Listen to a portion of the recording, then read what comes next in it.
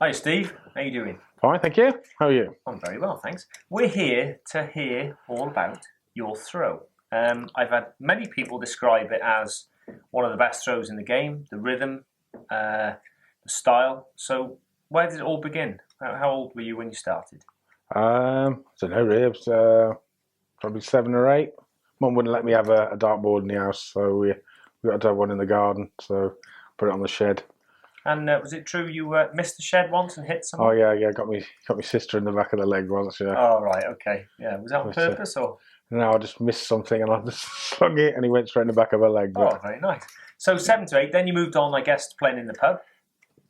yeah. I mean, finally I had a dartboard in the house, because it was getting a bit too cold in the winter when it was snowing, trying to throw. But yeah, and then I had one in the back of my bedroom door.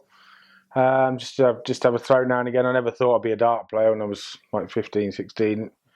And then went to the pub. We all used to meet when I used to live in Coventry. We always used to meet in the local pub and then get the 8 o'clock bus into the town. So we used to get in the pub, say 6:30, and have a couple of drinks and either pool or darts. And darts just happened to be the thing that I was good at, and we got a team up together, and it started from there really. So when did you realise that you were slightly better than good and you could possibly start making a living at it?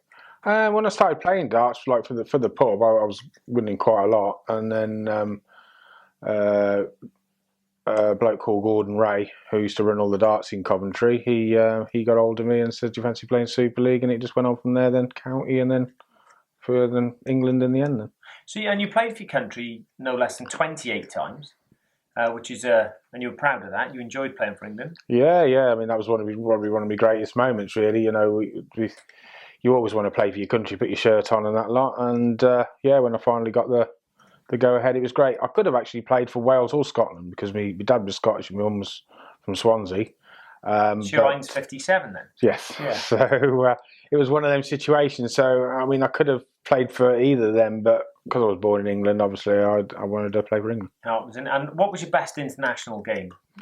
Probably my first one. We played Scotland and we won 12-0. 12-0? And I got man of the match, probably because I didn't want to lose, I suppose. But who else was in the side with you that day? I was loads. I mean, Eric was the captain then. Bristow was the captain, right. And we had Lowy, all the old school, really, mostly. I mean, that was going back probably 1990, 91 when I played. So it was a good few years ago now.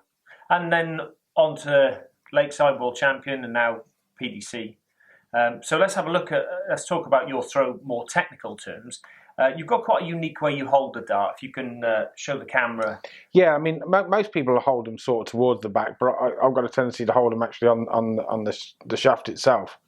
And so if you could just get right on the camera. And as you can see, I've got a load of extra rings on the shaft because that's where I need the grip. And obviously, with Winmau doing my darts with the extra grip at the back, it helps as well. So I've got a lot of grip all at the back. So these are the darts we developed in our R&D facility? Yeah, Lead tried all different ones for me, and we tried different ways and different grips, and that was the best one, really. So that's got a nice micro grip at the back, followed by extra rings on the shaft. So how does it feel in your hand when are you pushing the dart or are you pulling the dart when you throw it? I don't really know. You sort of got to flow with it. I mean, to me, it's rhythm. Where the first one goes, the other two follow. So when I pick the next dart up, I don't want to be messing around with it in my hand. I want to go straight into my hand and straight for the throw. Yeah, because you're fairly quick thrower. You don't hang around, do you? Every time I get it in my hand, I need to get it in the right position and then throw. So and with that hockey position, you and I have talked many times about sort of things of eye dominance and sight right, and you tend to stand very central on the board. We've had a debate. I used to throw quite a lot to the right till we used the sight. I didn't realise how far I did throw to the right till you showed me. And I definitely throw a lot more in the centre now. And what effect did that have on your darts? Did that straighten them up? Did you feel more accurate? Yeah, it's funny because you don't realise you're standing on the right. You actually are throwing across the board. So when you do straighten yourself up, you can sort of get your arm a bit more straighter, so you're not actually pulling as much. And is that something you have to maintain some discipline in practice to make sure you stay on line? Yeah, I mean, on my practice board at home, I've still got my sight right there. So if I do go wrong, I'll just keep looking there and make sure I'm standing in the right place. And I'll make another mark on the hockey there, so I make sure that your foot goes up. So instead of having to keep looking down at the sight right, I'll probably put on the hockey, I've got like a wooden hockey, I'll put a little line. So you know where your toe goes. Yeah, so when my shoe goes up to it, I can sort of line up to that and then just look straight up. I've heard rumours on tour certain players do that in the hockeys on the tour as well, don't they? Oh, someone like the little scratch marks or a little black mark. So onto the throw, the grip's at the back. You've got long levers. You've got a lovely rhythm, and a lot of pros have said that you really have got a beautiful throw. When you're up there on the hockey, you're under pressure. You're on TV. Do you have a thought, or is the mind blank? Well, that's the whole game. It's all in the head most of the time. Darts is how you deal with the situation, and you've got to stay calm. The more. So you're not up there. Don't miss. No, because the more you get beat yourself up, the more you got a chance of pulling the darts and everything else. So you've got to just try to stay calm. And the main thing really is if you can get a good dart away, the other two follow it. So that's so for you, it's the first dart away and off you go. Yeah, if I'm dropping it below, then I'm struggling. Now I'm trying to fight to get round it, or I might just switch straight to 19 straight away. You really want to be just above that treble. If you're below it, then you're obviously trying to get over the top of it, and it just makes things worse. So that's a good indicator for you, is if the darts are low, you're not quite in your rhythm. And sometimes it is so easy to drop them below the treble. You don't realise it yourself, but you tend to lean forward too much.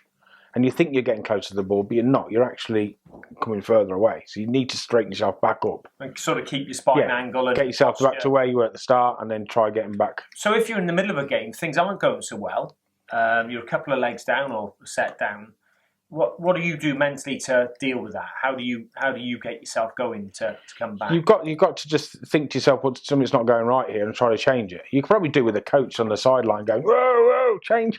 Yeah. Like they do in other sports, because half the time you don't realise what you're doing wrong.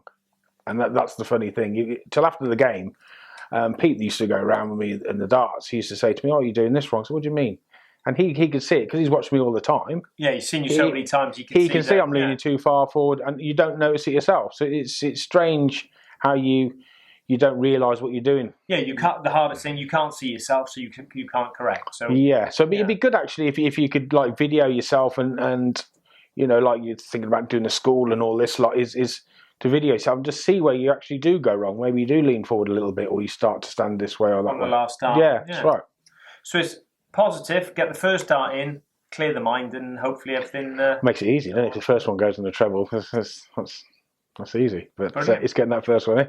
Brilliant. Thanks for sharing us, Steve, your throw.